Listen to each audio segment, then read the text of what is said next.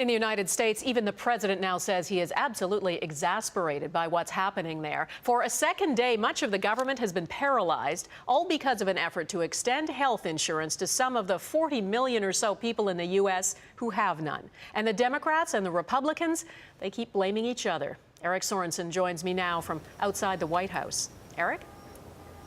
Donna, at least they were here at the White House talking this evening for a little more than an hour. An invitation from the president to the Republican and Democratic leaders in Congress, but it doesn't appear to have moved things much closer to ending this government shutdown. High-level talks at the White House this evening, a clear sign both sides are feeling the mounting public pressure to at least talk about reopening the U.S. government. So far, neither side is giving in, each blaming the other for the shutdown.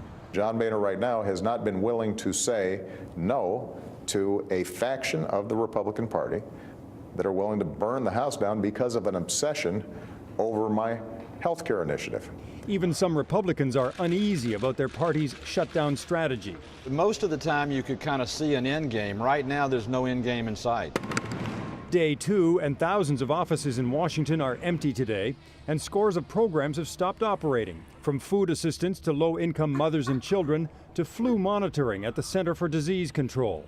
And says the country's top spy, national security is at risk. This is a dreamland for Foreign Intelligence Service to recruit. It's fodder, of course, for late-night TV. NSA. And while they're closed, while the government is shut down, they are asking citizens to please spy on each other. What has not ground to a halt, the new health care exchanges Republicans most wanted to delay.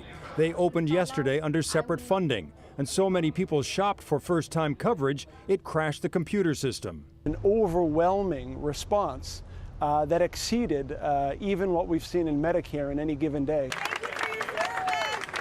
Again today, defiant Army veterans were not going to be denied entry to their war memorial in Washington, but battlefields, museums, and national parks across the country are closed, wrecking a lot of vacations, including the plans of a BC couple at Montana's Glacier National Park. It's surprising things can shut down so easily with a little bit of argument in government. We're just waiting on Congress, waiting to see when we get authorization to reopen.